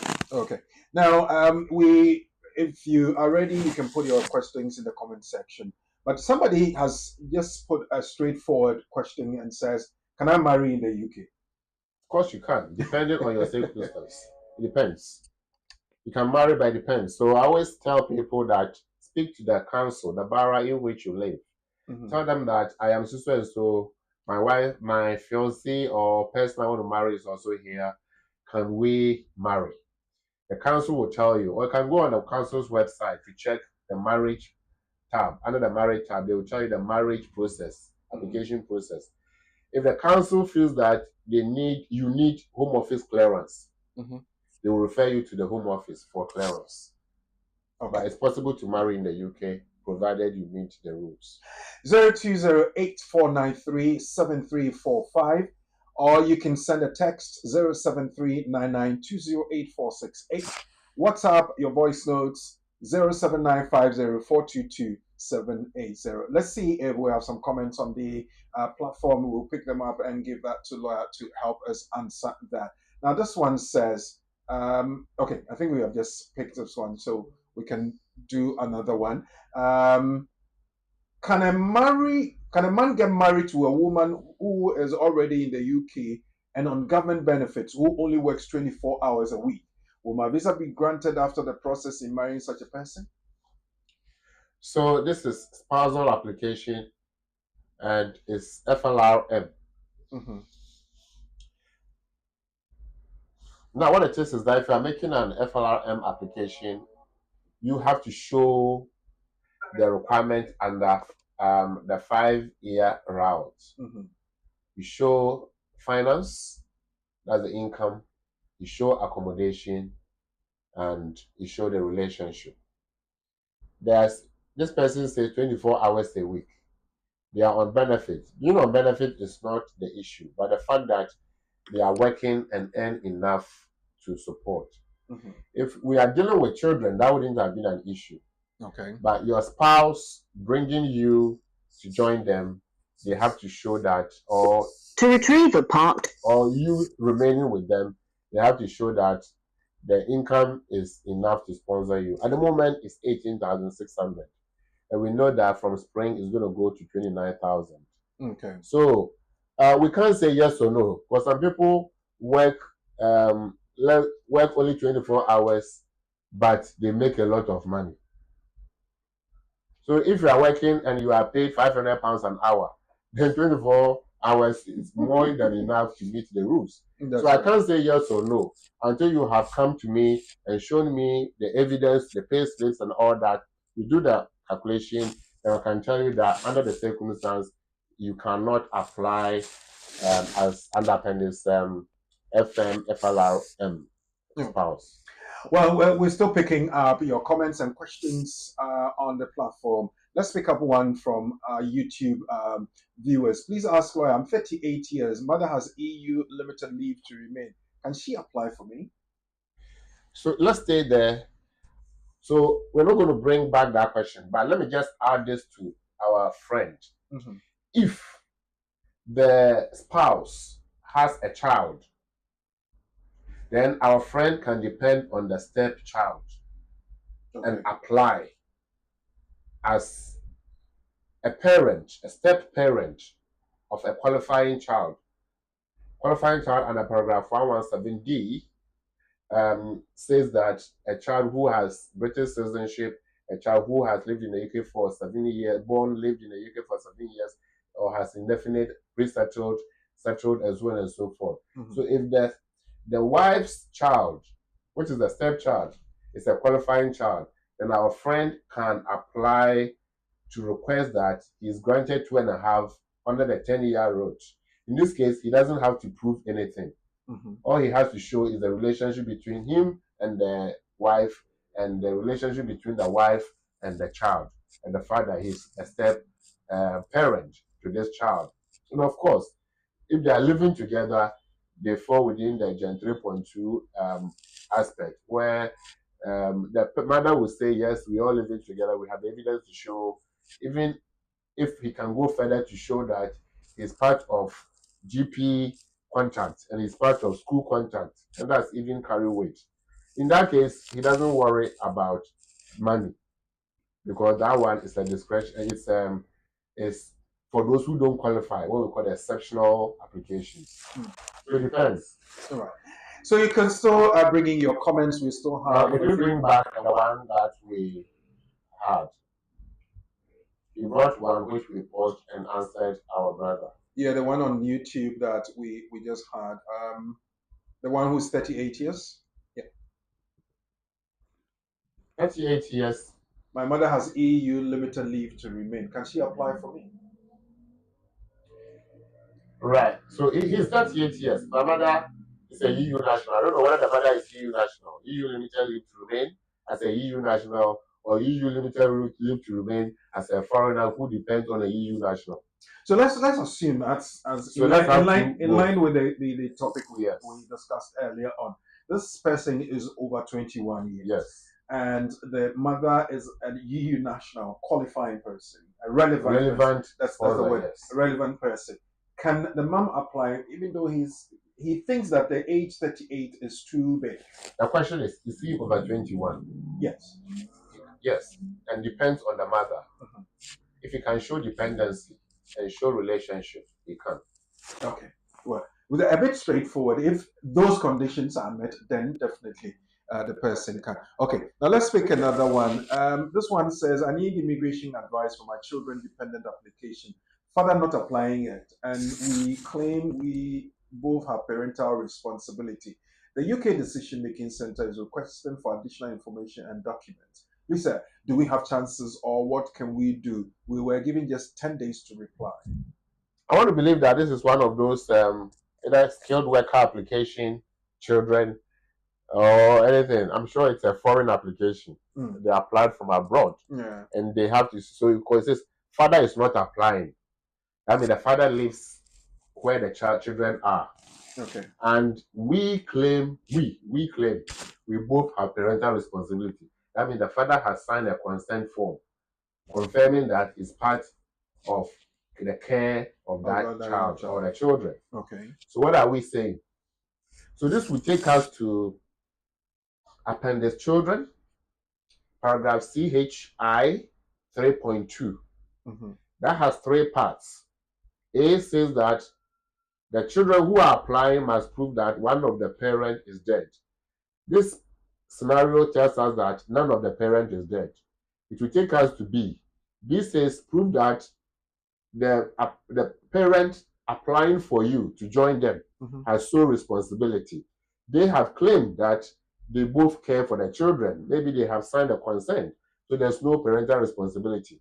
The only bet will be under C, which says that the children must show that there's serious and compelling family circumstance in their lives that makes the exclusion from the UK undesirable, and there's care arrangement in place for them.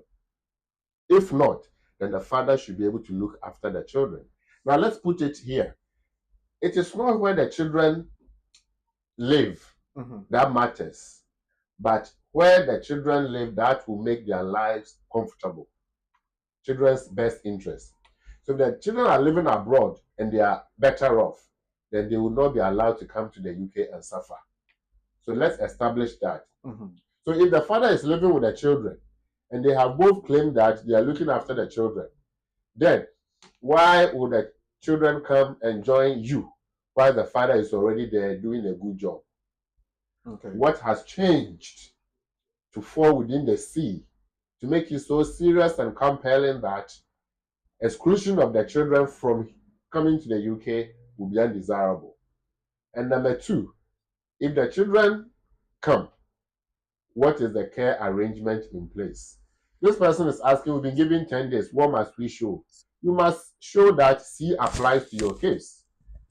For A doesn't apply, B doesn't apply, so only C may apply. If C applies, show that C applies. The serious things that are happening in the life of the children that is causing harm to the children. If the children are neglected, and that is causing, how long have you left the children with the father? And why all of a sudden the father is not able to look after the children, to the effect that there is serious and compelling family circumstance. So yes, we have chances provided you can show that C applies, or you have issues surrounding the lives of the children, so that if they continue to remain in the country where they are, it will be detrimental to their lives. And that when they come, there is care arrangement. Now, let's put it this way. This person here bringing the children is working full-time. Because they are here maybe as skilled workers full-time. So if the children come, who will be looking after them? The caseworker will say, you are going to put the children into trouble. So it is not in their children's best interest to relocate them from where they are to where you are, even though you would think that they being here is better than being where they are. It's not what you wish, but what is best for the children.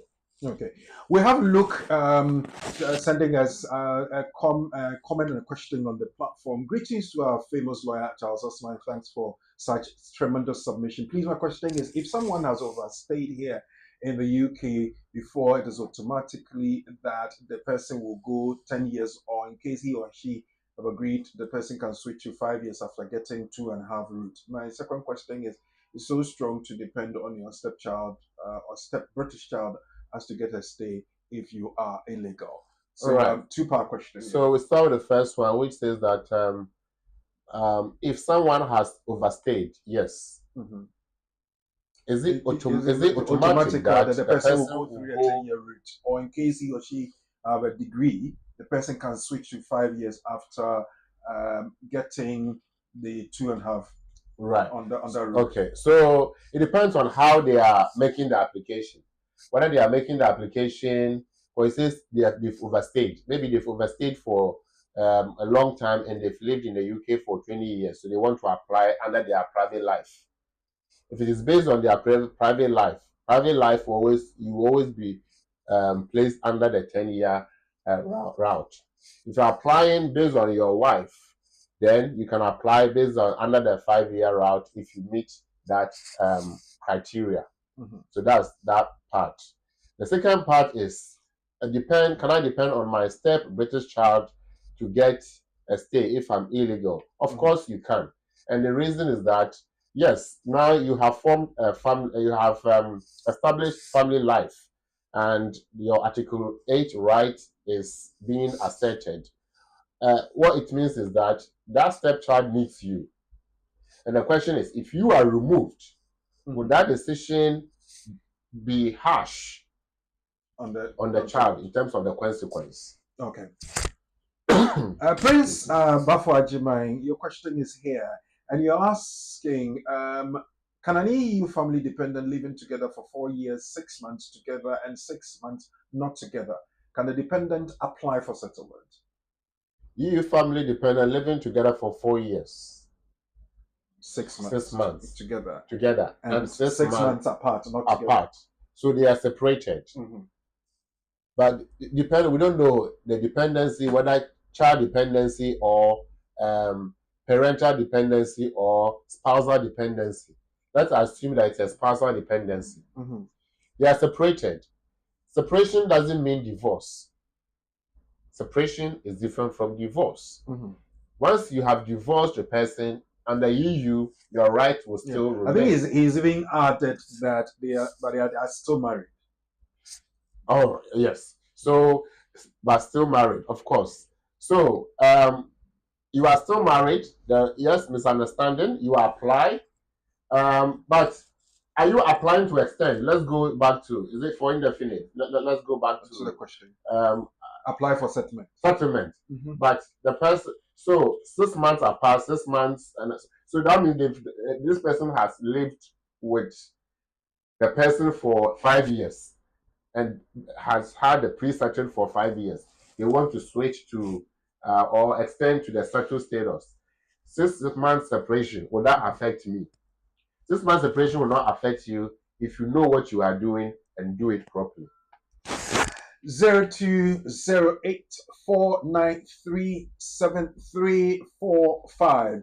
Text 07399-208-468. WhatsApp 07950422780. There was a question. Okay, can an EU, that's from Ademo Nunkum, can an EU national bring their child if the child is not dependent on parent and the child is over 21 years? What is today's topic? We're talking about over 21 years. That's on the pre-settle. How to show continuous dependency as an EU child. Who depends. Even though they are over 21. Yeah. Our brother is saying that they do not depend. So if they do not depend, then how would they prove the dependency test or meet the test? Right. Okay. So it's a bit straightforward. Thank you. 0208-493-7340, 0208-493-7345. Remember, we're live on YouTube, BWF Solicitors, Facebook, BWF Solicitors, Facebook, BWTV, YouTube, BWTV, and all the other social media platforms. Earlier on, I gave you the nugget of the day, and there was an update on it as well. Flexible working can refer to working patterns or hours, including part-time, flexi-time, term time, compressed hours, and adjusting start and finish times, as well as location. For example, working from home. All employees can seek or can ask their employers to flexible time if they have worked for the employer for 26 weeks, and your employer has a legal duty to consider that request and provide you with a response. Refusal may amount to discrimination. Now, later on in the week, in fact, I think it was on Friday, then the Supreme Court came with a ruling that updates this nugget that we gave you earlier in the week. Now, the Supreme Court rules that, not this one, not the insurance one. The government has announced that new flexible working regulations will come into effect on. Okay, I think I need to clarify that that's not the Supreme Court. The Supreme Court ruling is on the insurance. This is a government regulation that has come. Now it says that new flexible working regulations will come into effect on April 6, 2024, giving employees the right to request flexible working arrangements from day one. of employment. Day one of employment. So just suppose the two. The nugget we gave you earlier on in the week, talking about flexible working and giving you the definitions and the bits that fall under flexible working. We can talk about part-time, flexi-time, term time, compressed hours, adjusting start and finish times, location, and that's, for example, working from home. Employees, prior to the update by government yesterday, that's Friday, you could not ask your employer for flexible working time if you had not worked for 26 weeks. But now it is saying, as updated, it's saying that from the 6th of April 2024, from day one, you could ask for flexible working patterns for yourself. Remember, my scenario and my question will be coming your way, and it will be based on this one. So watch it properly, watch it closely, and when I put the question on, you give me the right answer. But in the meantime, I want to say thank you very much to BWF Solicitors for proudly sponsoring us. Our private client services team is recognized for providing clear and practical legal advice to our clients in the United Kingdom and Ghana. Expert help with will writing, probate or estate administration. Our will writers and probate lawyers can act for you to obtain grant of probate and carry out estate administration on your behalf. The probate takes place after someone dies. If there's a will, the named executor is responsible for ensuring that the estate of the deceased is secured, assessing its value and paying any inheritance tax. If there is no will, the intestate and inheritance rules require similar responsibilities. Our lawyers offer strategic and practical solutions to the issues which clients face, whether it's in relation to succession planning, will preparation, probate and the administration of estates, immigration and visas, contentious family or probate disputes, administering estates often with inheritance cross-border issues, international trust advice including residence, domicile issues, wealth preservation, a fast, efficient service from SRA-regulated professionals, transparent pricing. BWF Solicitors, let us take care of probate. Let us take care of probate, and it's one thing I want to remind you that no matter what it is, we'll start and end. We'll come into the world and we'll go out of the world. But after you've gone, what happens behind you? Would your wishes be carried out? Remember to do your will. Speak to BWF Solicitors and they'll help you put your will together. Now let's come back to our discussion, and if there's okay, now let me go to keep this one on. I would want to do that teaser before I go to my quiz segment. Flexible working can refer to working patterns or hours, including part-time, flexi-time, temp time, compressed hours, and adjusting start and finish times, as well as location, for example, working from home. Lawyer, I'm going to ask this question. Location. We said working from home. Can I work from abroad? It's a bit tricky and dicey. But if I can ask my employer to work from a different location, courtesy IT and technology, we have the ability to work from different locations apart from the main area or the main office location. Can I work from abroad, outside of the country I live in? There's remote working. Mm-hmm. And remote is an English word which means other than where they ought to be. Mm-hmm. Distance.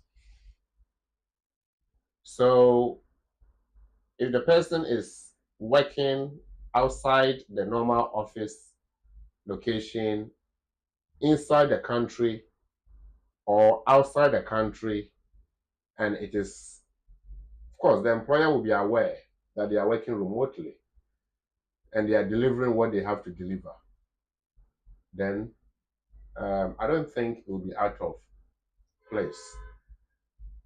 And again, it depends on the context and the nature of the person's work. For certain work, we know that you don't really need human interface. There are a lot of IT people who don't really have to be there, but they deliver. A lot of people, even these days, even legal services, we can deliver legal services without necessarily meeting the client. And rules and regulations from SRA and Law Society permit some aspect of such remote client service. Mm-hmm. So if the person has traveled abroad, not living abroad, traveled abroad, and for that period they are working, it's possible. But if they have relocated to live abroad, that's the then the matter is whether the employment is still subsistence or not. Okay. All right. So then let me go to my quiz segment, and that's one exciting bit about what we do. Ahofe Julie was employed as a sales manager. The normal working hours of the office were 9 a.m. to 6 p.m. When she returned from maternity leave, she applied to modify her working hours to accommodate the closing time of the nursery her baby attended from 5 p.m. instead of 6 p.m. Employers refused the request, citing 5 business reasons. She appealed to the employment tribunal. What is the likely outcome? She cannot force her employers to change their closing time. She's entitled to flexible working time, and the employer provided a response, so she cannot appeal. That's a bit harsh. So, our Virginie, we're scratching her head and we're asking the question, can I actually bring this against my employer? She is employed as a sales manager, working hours 9 to 6. When she returned from maternity leave, she applied to modify her working hours to accommodate the closing time of the nursery her baby attended from 5 p.m. instead of 6 p.m. Employers refused the request, citing 5 business reasons. Well, the reasons we are not giving us, let's assume there were those reasons. She appealed to the employment tribunal. What is the likely outcome? She cannot force her employers to change her closing time. She's entitled to flexible working time. Her employer provided a response, so she cannot appeal. Now drop it. Let's see what answers you have. Is it 1? Is it 2? Is it 3? Well, we don't have answers yet. Those people who are coming on the platform and trying to do business there, this is for legal education, not what you're doing. So when you bring in that, we're going to actually delete that. Ahofe Julie's situation, what is the likely outcome? Santiago Muniz, she is entitled to flexible working time. That is number 2. Okay, well, thank you. Who else has a different answer, or you would want to go with Monet? That is number 2. That is entitled to flexible working time. Yeah. Ahofe Julie, in her situation, is employed as a sales manager. She works 9 to 6. She went on maternity leave, came back, and said that, well, my baby attends nursery and finishes at 5. So I would want to change my working time, my closing time, so to speak, to 5 p.m. instead of 6. I'll be asking lawyer later on. She wants to finish at 6. So does it mean that she was going to start at 8, or just wanted a reduction in the hours that she worked? We will be looking at that. Well, Gerald Agbat says number 2, she is entitled to flexible working time. Who else? Let's see. We'll get a few answers, then we will go over to lawyer to help us answer that. Ademununkum says number 2, she is entitled to flexible working time. Tilly Duma says number 2, she is entitled to flexible working time. Number 2 seems to be very popular with people with us online. Let's see what else. Who else? The employer provided a response, so she cannot appeal. That's number 3. Number 2 says she's entitled to flexible working time, and number 1 says she cannot force her employers to change her closing time. Ama Diana says number 2. Number 2, what is number 2 saying? She's entitled to flexible working time. Okay. Let's go back to lawyer Charles Asma and put the question to him and see what he says. What will be the answer? Lawyer. Right. So the question to ask. So let's assume that we've now entered employment tribunal to deliberate on this matter before us. Mm-hmm. This is a worker who has sought flexible working hours in 2024. Okay. Right. Now, in terms of whether it's going to be 8 hours or not, it's not neither here nor there, because the scenario says that there's going to be modification so that she can still do the hours but leave early. Okay. I mean, she's willing to come early, or she's willing to forfeit her break to accommodate for that. All these are flexibilities. Okay. What does the law say? You are the judge. The law says that in 2023, the regulation that amended the flexible working arrangement says that from day one, employees can ask for flexibility if their circumstances permit that. Okay. It is not about the business of the employer that matters, but the needs of the employee. And so the employer cannot say no. Again, case law says that employers cannot say no. And even within the Employment Rights Act 1996, every employer must give employee, if they have worked for 26 weeks. But now it's not even, this offer doesn't even have to show they've worked for 26 weeks. But granted, she's even done more than 1 day. But now the law says from day one. So, what will happen?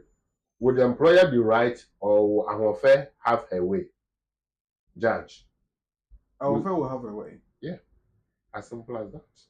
So obviously then the answer is number 2. She's entitled to flexible working time. So that's what the answer is. This case reminds employers of their duty to seriously and objectively consider flexible working requests by employees. While employers can refuse a request for one of the reasons listed in Section 80G of the Employment Rights Act, they must ensure the reasons are fair and reasonable. But the update we had, the government update that starts the 6th of April 2024, says that employees can ask for flexible working arrangements from day one of employment. So that clarifies the situation and even gives a lot more room for employees to be working to their strengths and also satisfying their needs and conditions. So I think what we have to let viewers know is this, because normally some of these conversations tend to open a floodgate conclusion that it is set in stone. The word is employee. So if you don't qualify to be employee under Section 230 of the Employment Rights Act, you may not have it. Okay. So if your circumstance suggests that you are self-employed, then this is not for you. You must be an employee. So you have to check your circumstances. Are you an employee or you are self-employed? If you are self-employed, you cannot ask. Now, of course, if you are self-employed, the employer has no business how to tell you what to do and what not to do. So that one is not even a question for conversation or debate. But what we are saying is that make sure that you are an employee before you even move forward to seek flexibility work arrangement. Well, with that, we come to the end point of our conversation this afternoon. And as our tradition has been on this program, we'll give the lawyer, our guest, and our resource person the chance to give a brief and a quick summary of what we have discussed, and then we'll draw the curtains down. Lawyer Asma. Thank you very much, viewers and listeners. Today, we have learned about showing continuous dependency if you are a child over 21 years. And here it's about EU applications. We have understood that Just as you were able to meet dependency criteria to enter the UK, you must continue to show the same thing. We've touched on EU, paragraph EU2A. We've touched on paragraph EU9. We've touched on paragraph EU4. We've touched on paragraph EU11 and 14. These are all laws. But what they are saying is that if you met and you came, you must continue to show that you meet. Dependency is either on the sponsor or the sponsor's wife or sponsor's spouse. So it could be any of the parents. If it's your step parent and your parent is the one looking after you, but your step parent is the one who brought you, it doesn't matter. The fact that your own parent is looking after you is proof that you depend on the sponsor's spouse. But there should be evidence that that dependency is happening. Bank transfer of money to you for your needs, evidence that you live with them, proof of address, evidence that they support you and all that. How much evidence do you need? Evidence that is necessary to prove your case. If you're not able to show the evidence of dependency, then unfortunately your visa will not be granted. But what we want to ensure happening is that you apply and you have your leave granted to you. If your leave is not granted, you have recourse to court. And of course, court will look into that. Again, if you think that you want to reapply, now that you have gathered new evidence, you can apply and gather new evidence. Case law and statute, and of course, the relevant immigration rules show that dependency is open to interpretation. And therefore, what the Home Office is saying to be dependency might not necessarily be the same as what I am proving as dependency. If I'm able to show that my son lives with me, if I'm able to show that I give money to my son, I'm able to show that the school my son attend, I even pay fees and all that, then I am proving that my son depends on me. There's a case, let me just, where this point of relevant sponsor came up. It's a live case.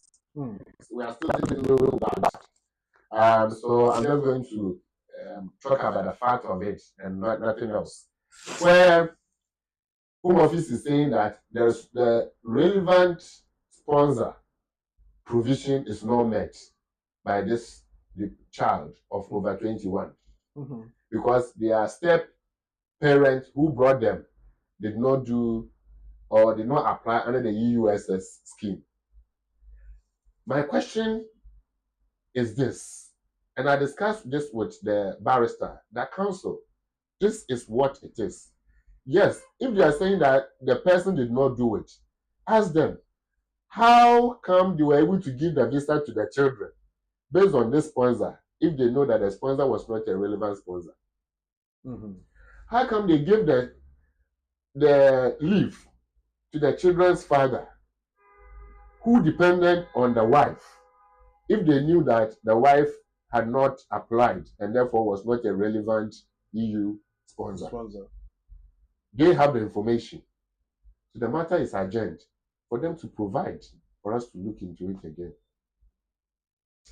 Well, it tells you the kind of service you get from BWF solicitors when it is that you entrust your cases into their hands. We have had a wonderful time discussing this topic, and we have also had the chance to look at some of your questions and concerns. I've got a lot of them on our text message phone and on our WhatsApp platform, but we will be shelving that and bringing them next week when it is that we have another edition. I want to say thank you very much to Lawyer Charles Asma for his time and, of course, the patience to deal with all our concerns and taking us through the topic that we brought you and giving us some strategies to really deal with the issues at hand.